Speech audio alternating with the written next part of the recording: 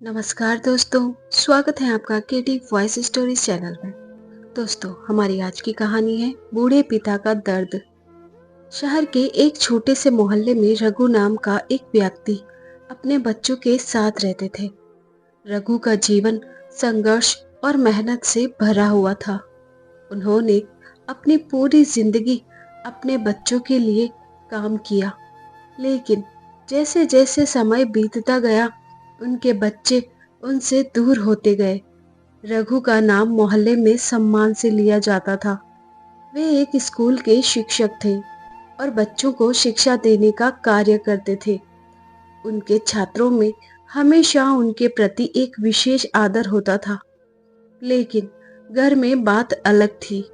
रघु के दो बच्चे जय और नेहा अब बड़े हो चुके थे और अपने अपने करियर में व्यस्त थे।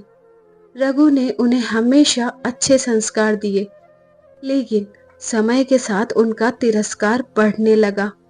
जब जय कॉलेज में गया तो उसने अपने पिता की कमाई को लेकर बातें करना शुरू किया। वह सोचने लगा कि पिता की नौकरी से उसका भविष्य नहीं बन सकता। जय ने कहा, पिताजी, आप क्यों नहीं कुछ और काम करते?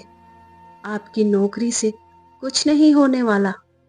यह सुनकर रघु का दिल टूट गया, लेकिन उन्होंने सोचा कि शायद यह सिर्फ एक किशोर का विद्रोह है। नेहा, जो एक युवा डॉक्टर बन चुकी थी, भी धीरे धीरे अपने पिता से दूर हो गई।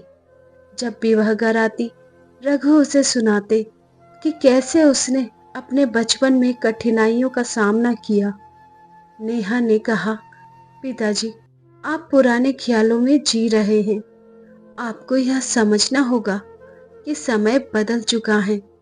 रघु ने अपने बच्चों को समझाने की कोशिश की, लेकिन उनके दिलों में पिता के प्रति सम्मान की कमी होती गई। रघु का दिल तड़पता था।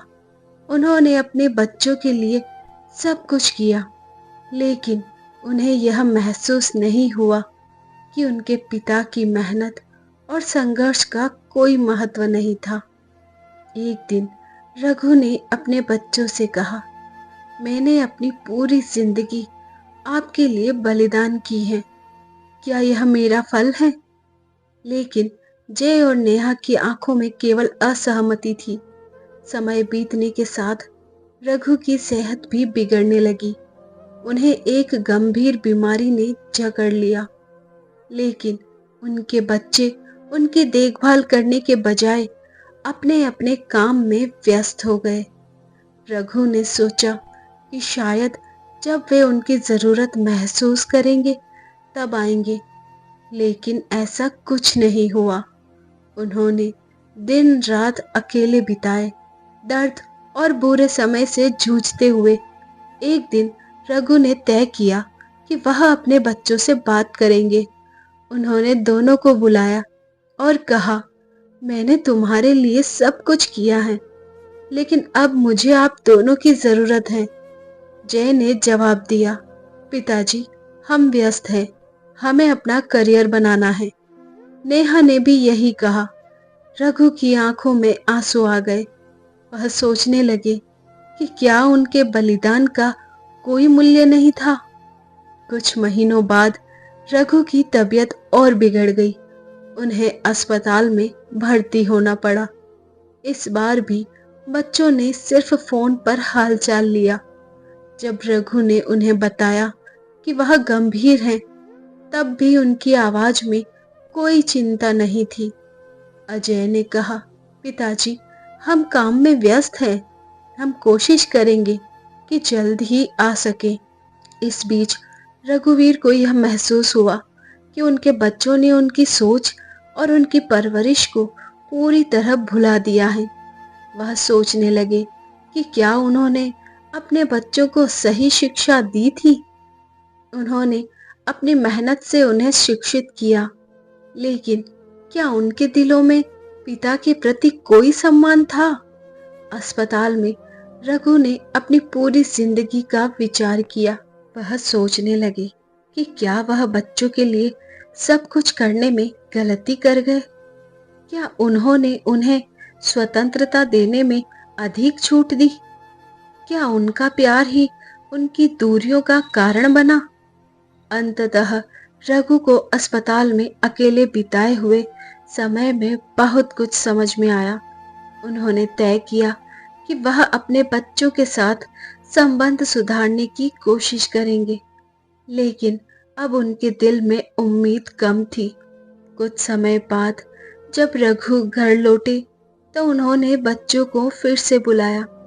इस बार उन्होंने कहा, मैंने तुम्हारे लिए सब कुछ किया, लेकिन मैं भी एक इंसान हूँ, मुझे भी तुम्हारी जरूरत है।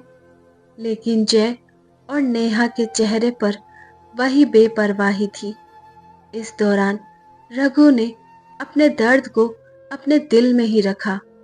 उन्होंने सोचा कि शायद यह उनकी किस्मत है कि उनके बच्चे उन्हें समझ नहीं पा रहे। रघु ने समझा कि कभी कभी बलिदान और प्यार का मूल्य नहीं समझा जाता। उन्होंने अपने जीवन की अंतिम संध्या में यह सोचते हुए बिताई कि एक पिता की भूमिका में कितना दर्द छिपा होता है और कैसे बच्चों का तिरस्कार एक पिता के दिल को चीर देता है। रघु का जीवन एक ऐसे पिता की कहानी बन गई जो अपने बच्चों के लिए सब कुछ करता रहा, लेकिन अंत में तिरस्कार और असहायता का सामना करना पड़ा। तो दोस्तों, यह कहानी केवल रघु की नहीं बल्कि कई माता पिताओं की है जो अपने बच्चों के लिए जीते हैं, लेकिन अपने दर्द और संघर्ष को छिपा कर रखते हैं। तो दोस्तों, ये थी हमारी आज की छोटी सी कहानी। आशा करते हैं कि आपको पसंद आई होगी। ऐसी ही और कहानियाँ सुनने के लिए बने रहिए हमारे साथ। अपना प्यार और सपोर्ट दीजिए। चैनल पर नए हैं तो सब्सक्राइब कीजिए, साथ में बेल आइकन प्रेस कीजिए ताकि न्यू स्टोरीज का नोटिफिकेशन सबसे पहले आपको मिल सके और आपकी कोई भी कहानी मिस ना हो। धन्यवाद। Thanks for watching.